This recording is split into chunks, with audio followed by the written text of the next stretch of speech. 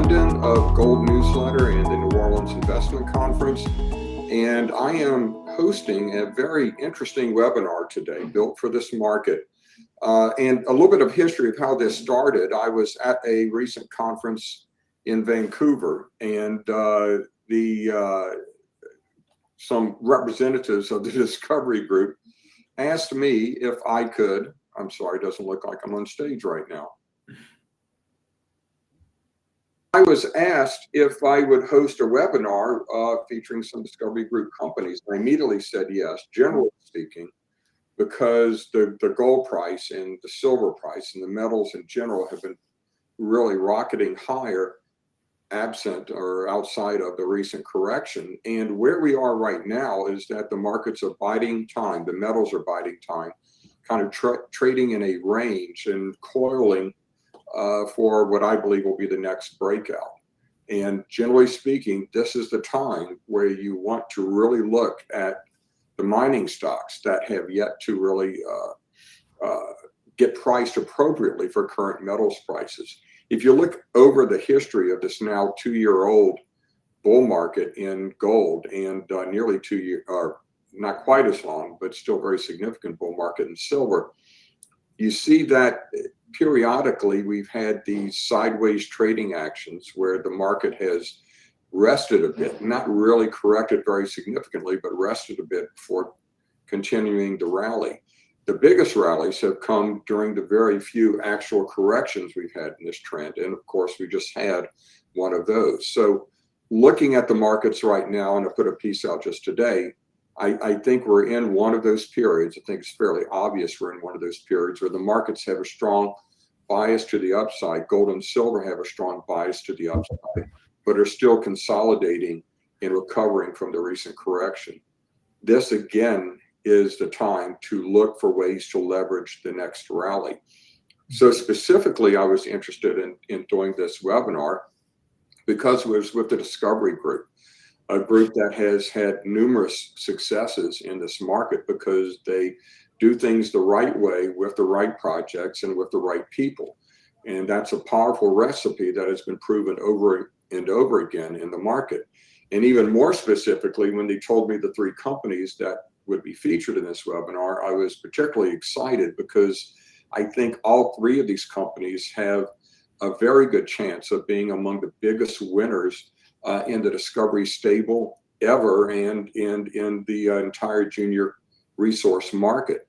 And that's saying a lot considering successes like Great Bear Resources, which was an 85x winner for readers of my Gold Newsletter Alert service. So that kind of sets the stage on what we're going to be talking about today. Those are my views on the metals, my views on the mining market in general. And as we talk with all 3 companies, I'm going to also give you my views on each company, and we'll take questions from the audience. So without further ado, let's go ahead and get started with the first of our companies, Prospector Metals. And we have Rob Carpenter, the driving force behind Prospector here. Rob, Prospector was my top recommendation in Gold Newsletter a year before you even drilled. And I may have been the most bullish, maybe even more bullish on the Emerald prospect than you before you started to drill. But now, after the drills have turned and after you've gotten these extraordinary results, you are seen to me to be supremely confident and excited in what you have here. So please give us a story in Prospector, and if you will, tell us where that excitement lies, especially about the potential, and and why you see perhaps a potential duplicates of the test discovery elsewhere on the property. Thanks, Brian. I appreciate the introduction. And again, yes, you were one of the very first, if not the first person to recognize what we were trying to do before the drills started turning. So I do appreciate that. Can everybody, I'm assuming everyone can see my slide up now. I'm just going to touch on a brief introduction to the company, I won't be able to go into any detail. I'm hoping you can, if anyone's interested, please follow up with us later.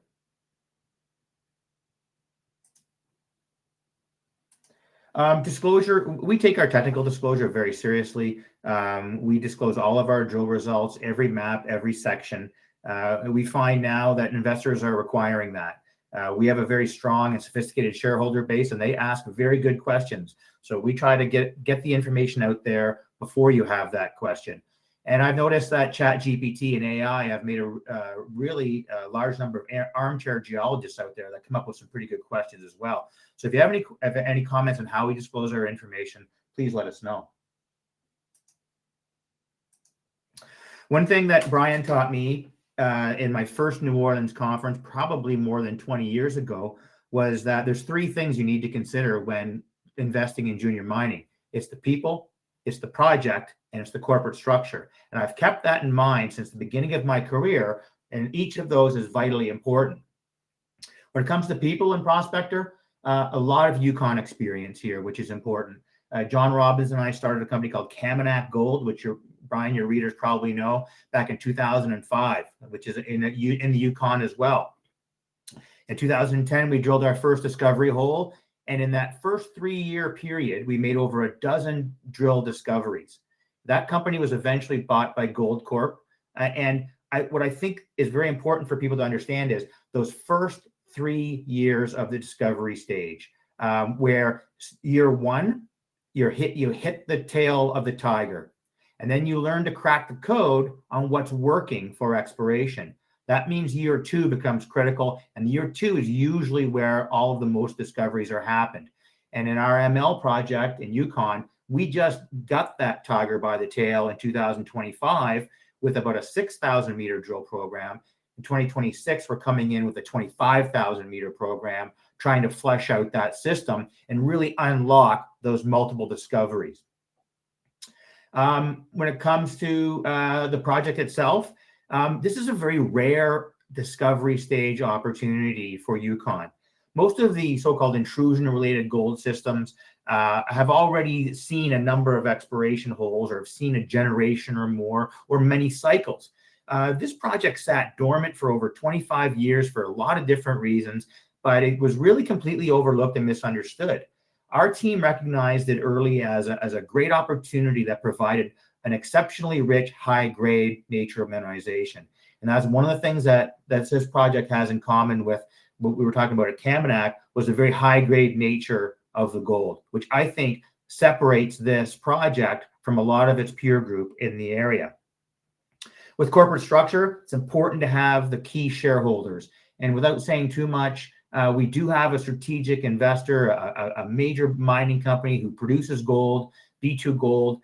They own 19.9% of the company. They're a very proactive group. They're great technically. For any other junior company out there listening, I would recommend B2 as a partner. They're terrific in the boardroom and in the field as well. Treasury right now, we have over $40 million in cash. We did a raise in the fall. Our program for 2026 is about 15 million, 1-5. So we have more than enough cash to implement our program for next year, as well as ramp up as we require. A little bit of a 2025 summary. Early in May, we raised about $4 million or so, and we did our drilling, and we started putting some results out. In September, we put out what I thought was a phenomenal result in one of our prospects, Scarn Ridge, with over 2 ounces per ton, over 2 meters, and 4.5 grams gold over 10 meters. And the market yawned at this. Everybody except for Brien. Brien got on the bandwagon and said, "Why is nobody paying attention to these results?" And we were trading at probably about 20 cents at the time. Well, a couple of weeks later, we put out our test discovery hole, and that's when the market started paying attention. And this was the exceptional high grades. The financing happened in November, and I would like to say that was a non-brokered financing where we paid no fees and no warrants. So that was an important milestone. B2 led that financing. And then we put the final results out in December of 2025, again with some exceptional high-grade gold, and you'll notice copper numbers as well. That's an interesting thing that separates this project again from its peer group in the Yukon, is the exceptional high-grade copper numbers, silver numbers accompanying the gold. So very exciting high-grade mineralogy. A little bit on the results without getting too geological. You can see a table there of our drill result from hole 31. And you can see hole 31 on the left there, underneath that cross section, 13.79 grams per ton gold, almost 2% copper over 44 meters. And what you can see is in that diagram, that sort of grayish topography, is those mustard yellow looking linear trends. Well, what those are satellite imagery of rusty or gossiness rocks that are commonly associated with sulfide gold deposits. And we found this through our satellite imagery. And what you can see how they track along those fault zones. And we think those represent undrilled portions of this new test zone. And there's also multiple zones as well that occur parallel to each other. So we think we've cracked the code here on the exploration. We think we know what these things look like. And we're going to be very aggressive, not only in trying to expand the new test discovery, but also finding multiple lookalikes.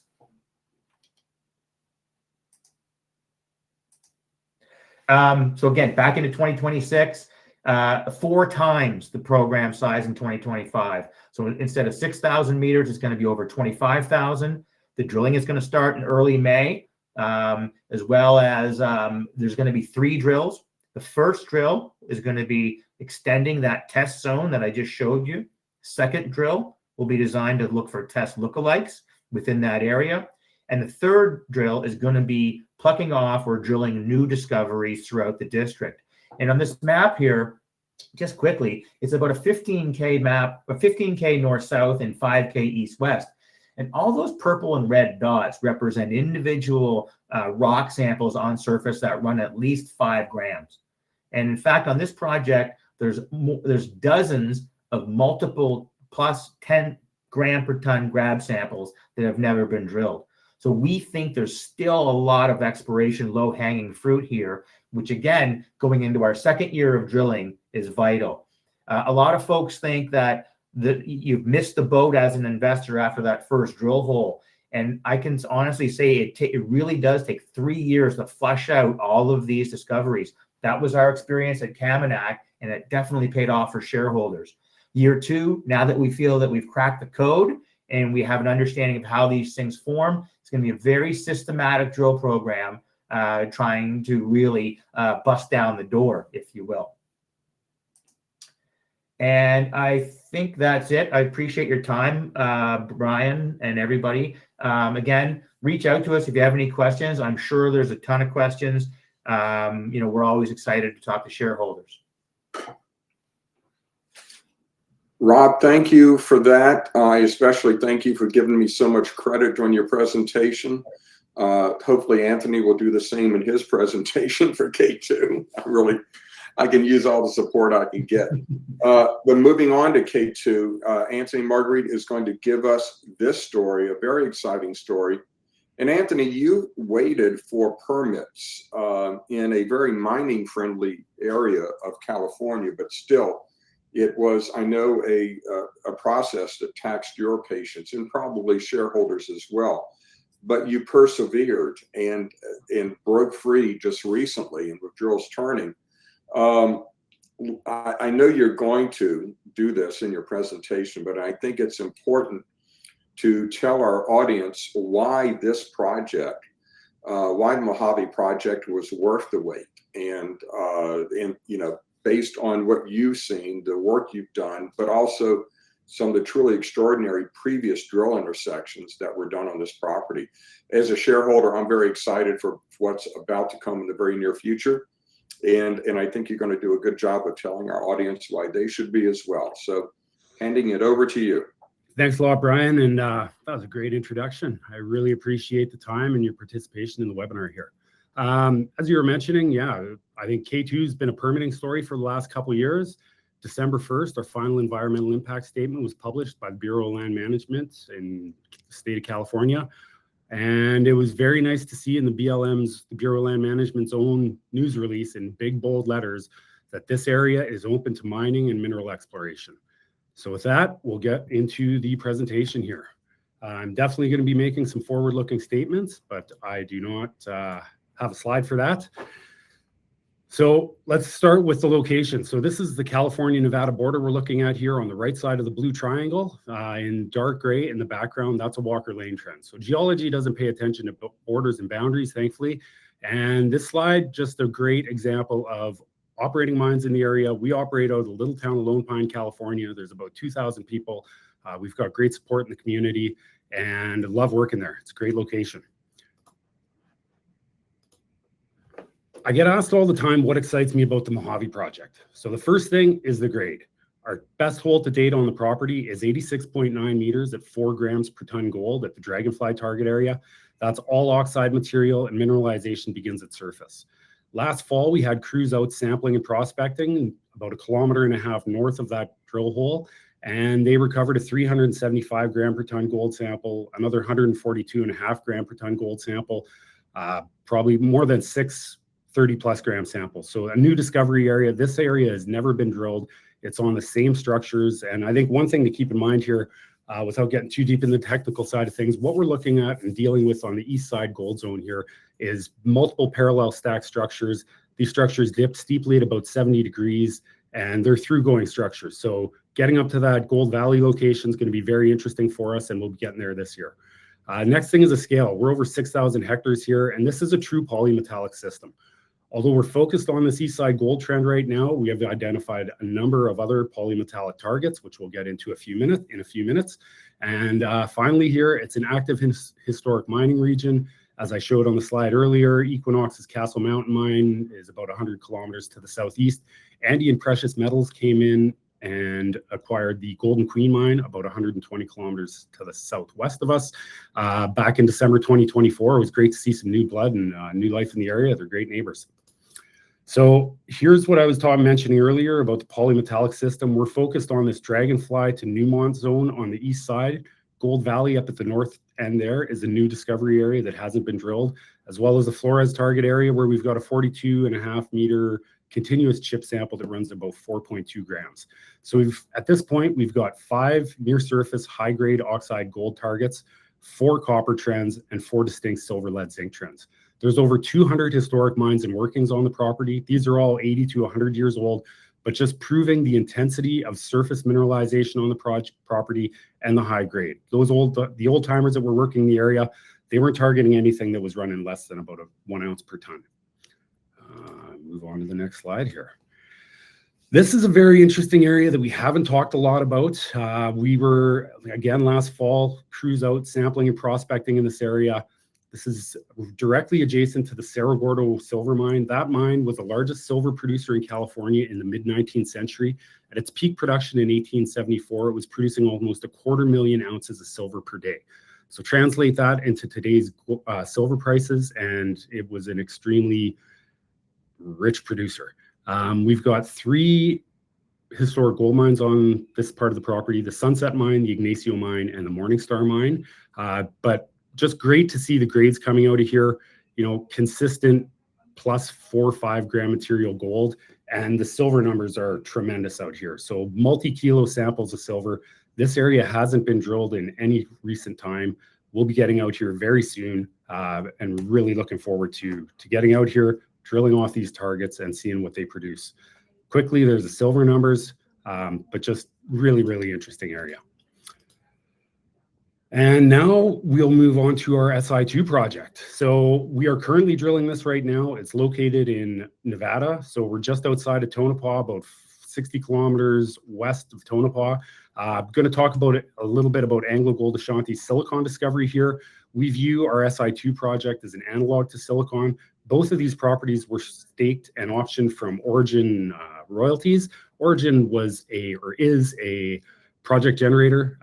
They came out with a concept to look for preserved epithermal systems. So most of the operating gold mines and historic gold mines in the Walker Lane trend here are epithermal systems. Origin took a different slant at it and started looking at these preserved epithermal systems. They had first mover advantage on this. No one else was looking for these targets at the time. And we acquired the SI2 project in January of 2022. A month later, in February, AngloGold Ashanti released their maiden resource at 3.1 million ounces. That's now over 16 million ounces. And this discovery really shook up the Nevada exploration scene. All of a sudden, there's a new style of target on the table to look at. We drilled 4 holes into this in 2023 and had some interesting results. Nothing that the market was very interested in, but it really proved to us the potential of this system. So based on those results, this was the first hole on the left here that we drilled into the system. You can see I can't really point, which is unfortunate, but the far left drill hole that we're looking at, the bottom of that hole, we lost the hole, unfortunately, due to difficult drilling conditions, but that hole ran 0.5 gram of gold for 3.2 meters. That was interesting to us. We stepped in with our second hole. We had 185 meters of continuous gold mineralization. It was low grade, but it proved to us that the system was moving a lot of hot gold bearing fluid. At that point, we started to do a bit of a deeper dive into the scientific side of this. We did some clay analysis using spectral work, and we're able to define that this is a low sulfidation epithermal system, which is what we wanted.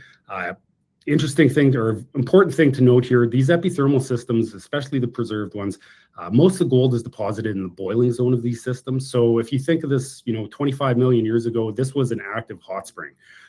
You see a specific type of alteration at surface, but we were really trying to target the boiling zone, and we didn't know if that 0.5 gram of gold was the best we would see, if that was in the boiling zone or not.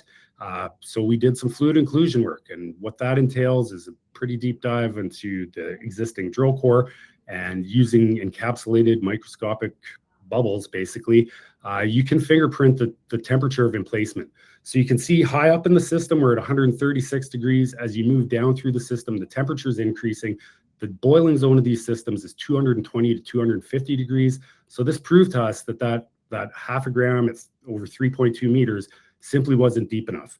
Next step was a little bit of geophysics and a little bit more science.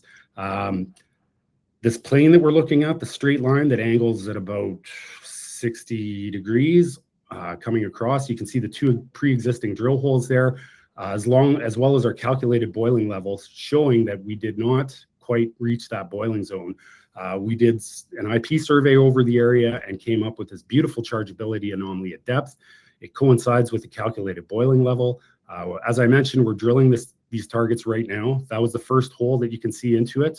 We've drilled 3 holes into this area right now. We've got another 3 on deck. Be drilling here for the rest of the month, maybe into the first week of March.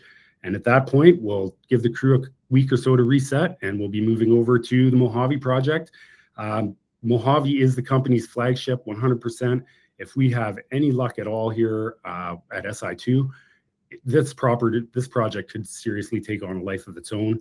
The truth is, we are dying to get back to Mojave and get drilling there. As Brien was mentioning earlier, I don't think the geology or the mineralization at Mojave has ever been the issue. It's been unlocking access to it, and we've just done that. We are standing on the doorstep and ready to get after it. So that's a brief overview of our projects that are active right now. And if anyone would like to get more information or do a deeper dive into things, please reach out. I'm very easy to get a hold of. Look forward to speaking with you. Thanks, Anthony. I had meant to ask each company questions after their presentation. So, Rob, we'll get back to you after all the presentations. I have some questions for you as well. But, Anthony, one of the things that's really impressed me about K2 has been how it's been a smart money play. I know a number of people who are putting up big money into this company, and your share price has certainly shown it, but nobody's been intimidated by the rise in your share price. You recently did a financing that you had to seriously upsize because of the interest. And so could you talk to us a little bit about to whatever extent you can, the types of investors that are coming into this play right now, what they're seeing, and really, what are they looking at right now? What are they so excited about, SI2 or Mojave? Because either one is a company maker in my view, and Mojave has enough targets on it for any 3 or 4 junior mining companies, in my opinion. So what's the big interest here? Why is everybody getting so excited?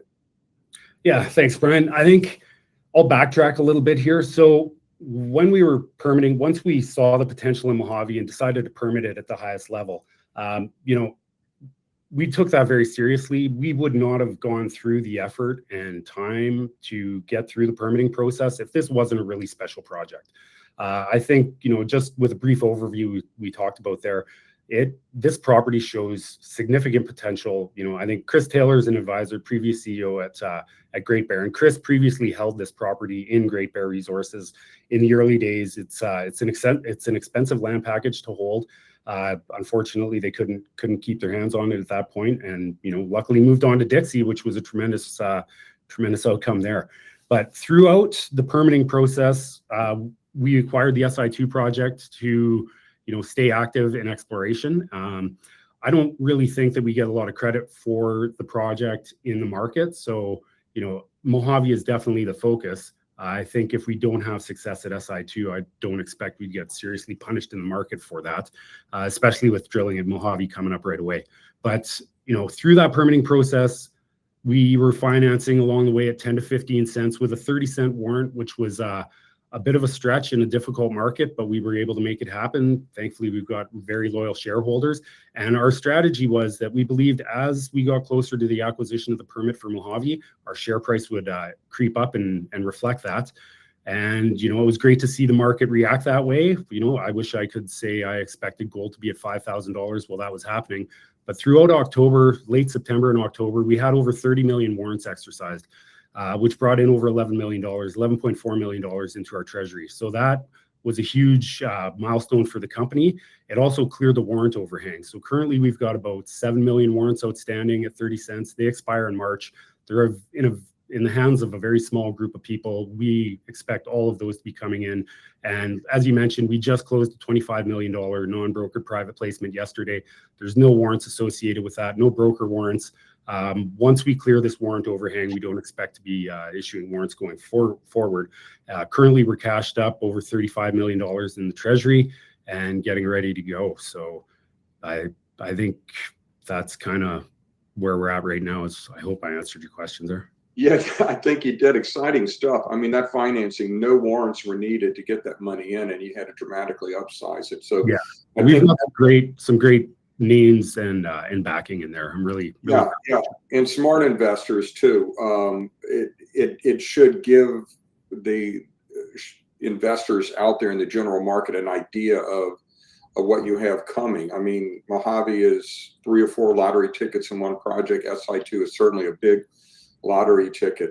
Yeah. And you mentioned Chris Taylor, who was one of the smartest individuals and most successful in the industry today, and a key mover behind our next company, Kodiak Copper. And Claudia, I think, is going to join us now to talk about it.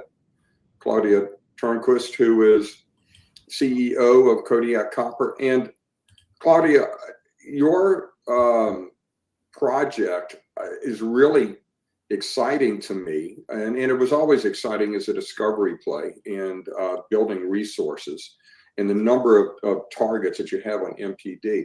But we were talking recently, not too long ago, about the potential that the company offers outside of the exploration upside, that just by advancing your current resource, which you just fairly recently showed the market, advancing that along the progressing it through a PEA and de-risking would get you to a level of your peers that are trading of similar resources at 4 to 5 times your current market value. So I love the company because you've got that really exciting exploration potential, but also you're backstopped by a resource that will grow in value just simply by following the path that you already have laid out ahead. So I hope I didn't steal any of your thunder here, but please elaborate on all of that and more as you give us the story for Kodiak Copper.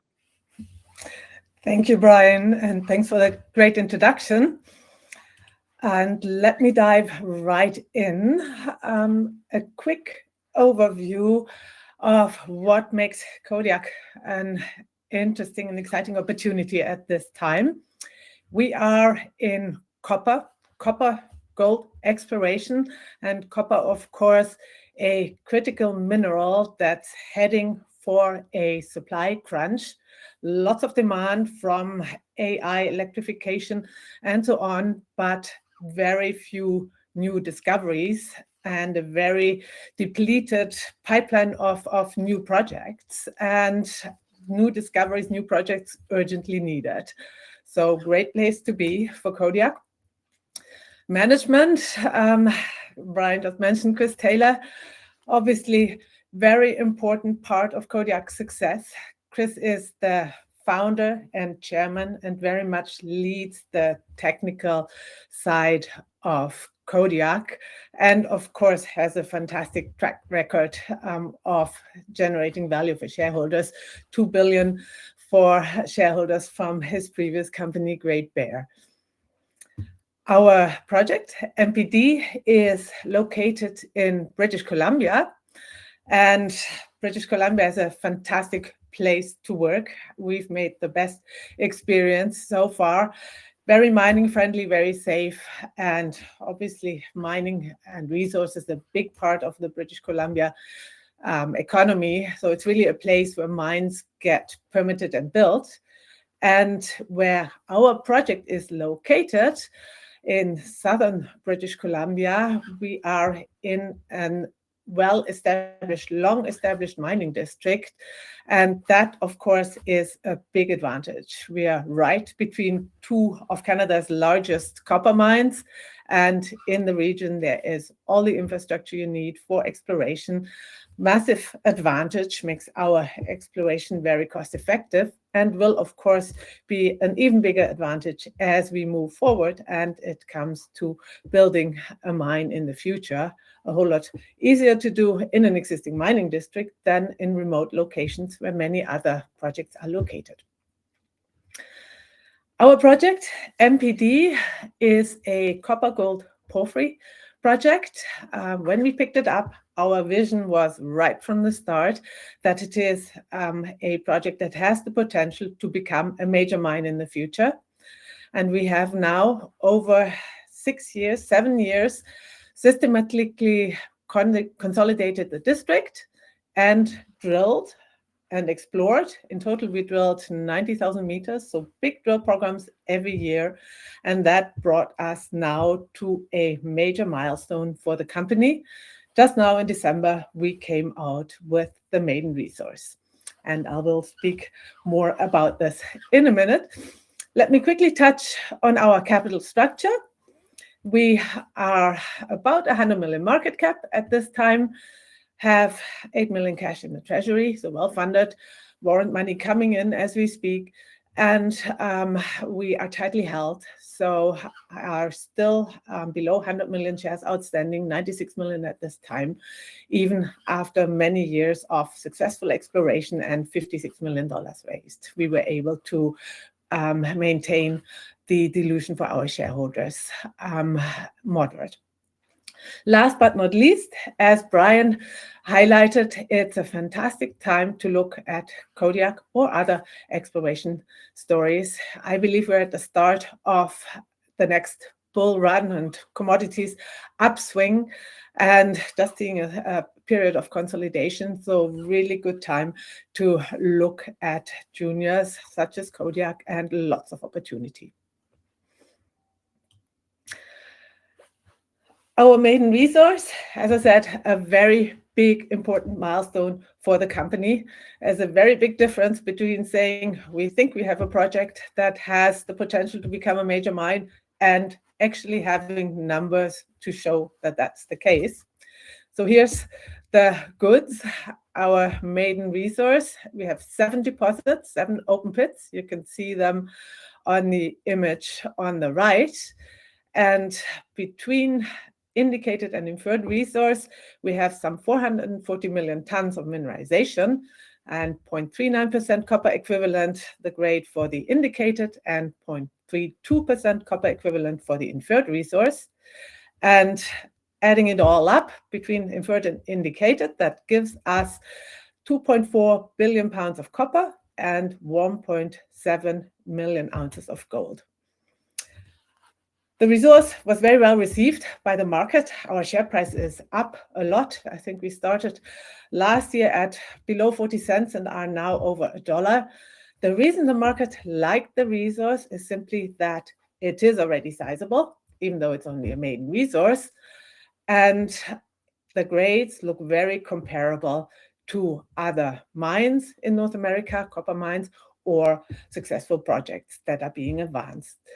So that really showed the market that this project has legs and is a very, very big step in de-risking the project.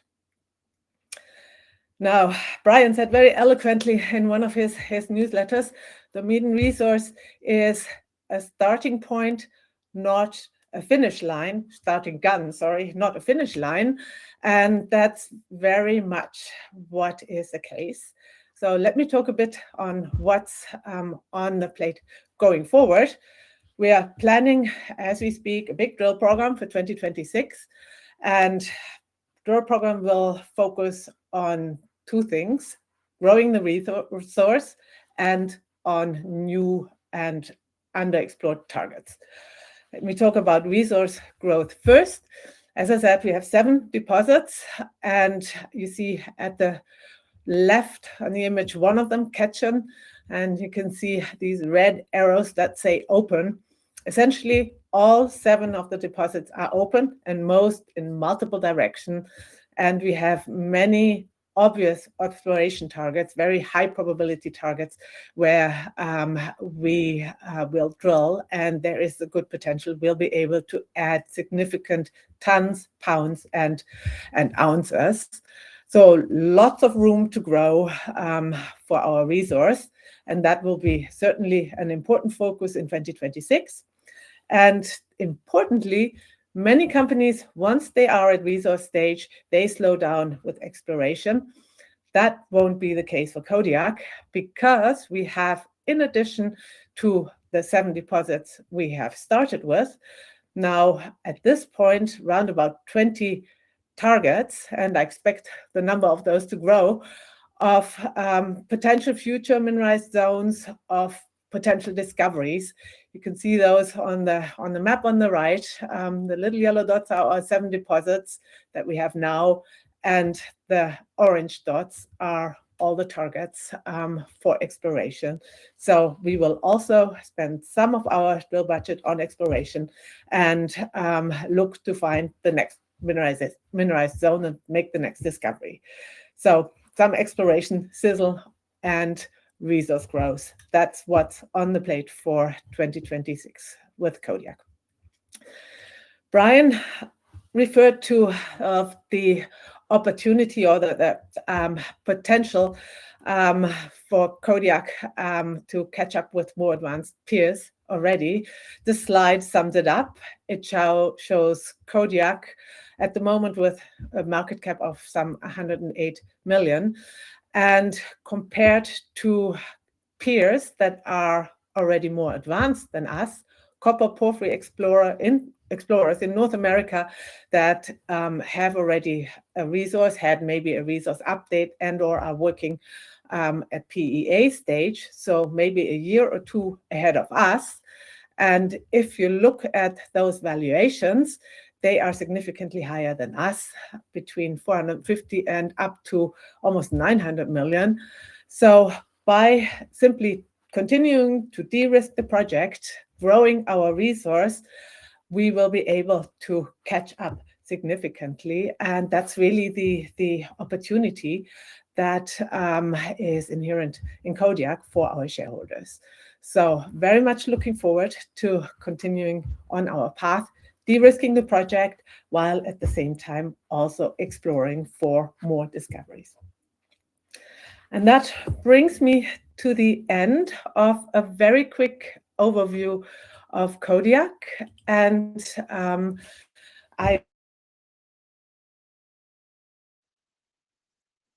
you would like to discuss in more detail, obviously, please do reach out. Always happy to speak to investors and shareholders. Thank you. Thanks, Claudia. You know, as you went through the presentation, I was reminded of the challenge that you face. And it's the kind of challenge any company would want to have. But with 20 some odd targets to expand the resource, and looking at that chart of your peer groups and just what you can achieve in market increase or market valuation increase just by de-risking, continuing to de-risk the project. How do you divide your time and money and priorities among those two? Because from an exploration standpoint, I mean, those are really enticing targets. We've dove into those in some detail in the past, and there's a lot of excitement on growing the resource. But talk to us a little bit about, you know, what else you can do as you're exploring and drilling. Mm-hmm. We're at the moment just in the process of planning for this year. So watch this space. There will be more details announced soon. What I can say at this stage is that certainly the majority of our drilling will go into growing the resource, because we believe there is a lot of potential. And the one of the key reasons for that is that if you recall the history of our project, we've consolidated it from multiple properties that were historically drilled by previous explorers. And so much of the drilling that went into the resource estimate is actually historical drilling. And that wasn't systematic resource drilling, but it was exploration drilling. And for that reason, lots of gaps, lots of obvious areas to go and expand the resource. So I would say that's the majority of our effort, but we're very excited by all the targets on the property. And I just spoke to a major recently who said, well, why don't you test them all before you even come out with a resource?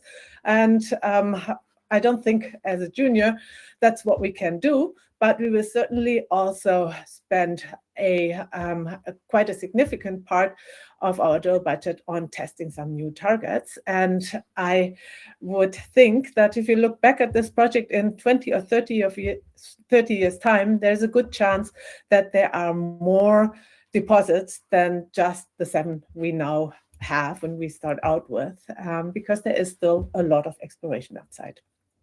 Yeah, I remember for so long as you were drilling without a resource that you were very plain and outspoken that you weren't going to come out with a resource until you had one that was sizable enough to actually attract the market's attention. And you've certainly done that. And I think it's encouraging also to realize that a lot of your resource growth can come from simply increasing drill density as opposed to, you know, the high reward, higher risk potential of grassroots discovery. So a great path ahead. And I really appreciate you bringing Kodiak to our attention. And I think we get everybody back here, we can start addressing. And everyone, please, if you have any questions, please submit them through the webinar interface.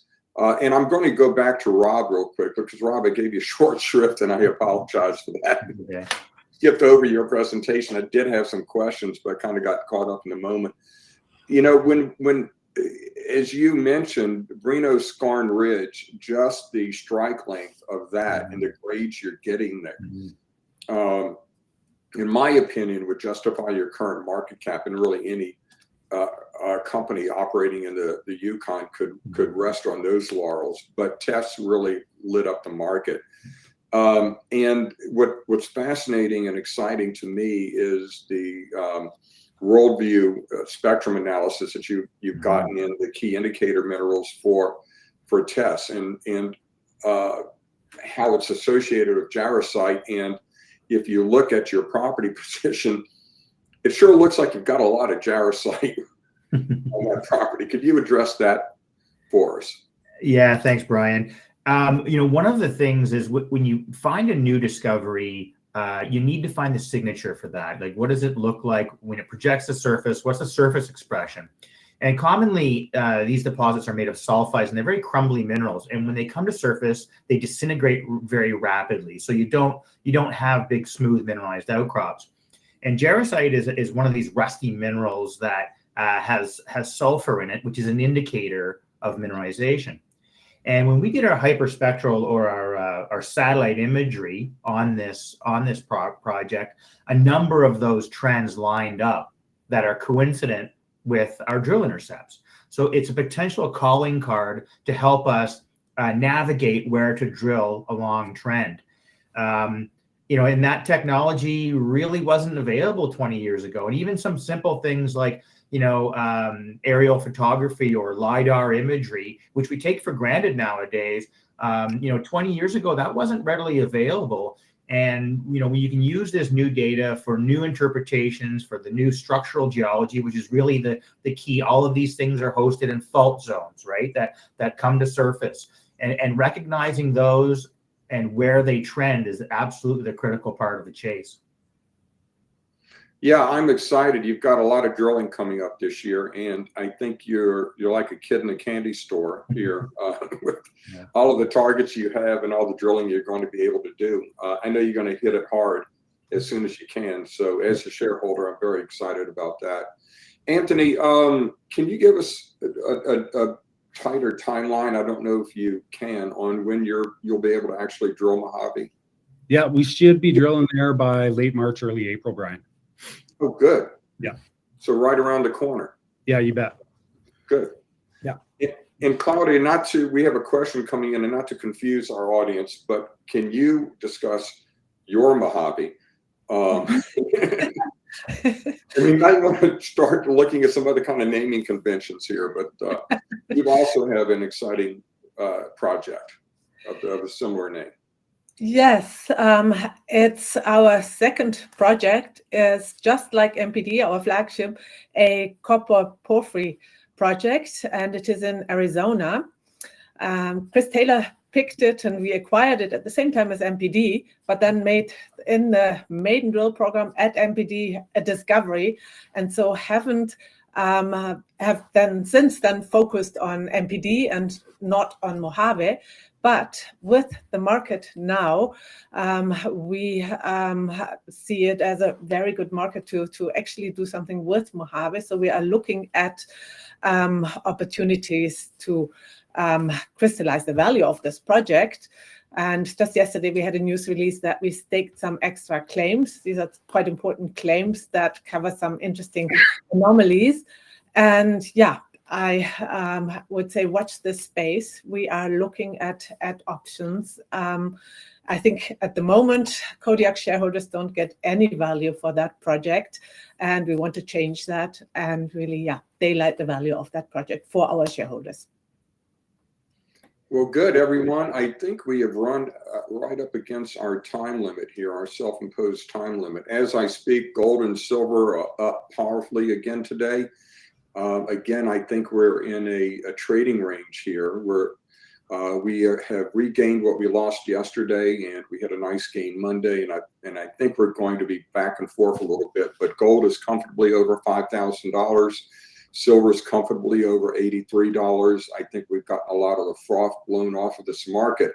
And this is kind of the quiet time I think we're going to have over the next few weeks, perhaps a couple of months in the metals.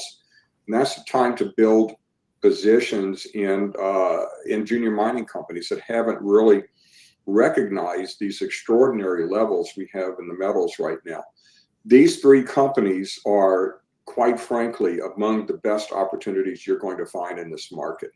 I would dare to say that if you take positions in these companies and look back a year from now, you're going to be very pleasantly surprised. We have discovery on all three companies. We have de-risking on all three companies. We have the potential for really big discoveries in a market that is going to be increasingly rewarding good news. And I don't know that you're going to find three companies that have the potential to deliver that kind of news to the market any better than these three. So K2 Gold, Prospector Metals, Kodiak Copper, put those on your list, do your due diligence, and I think you can't go wrong with any or all three of these companies.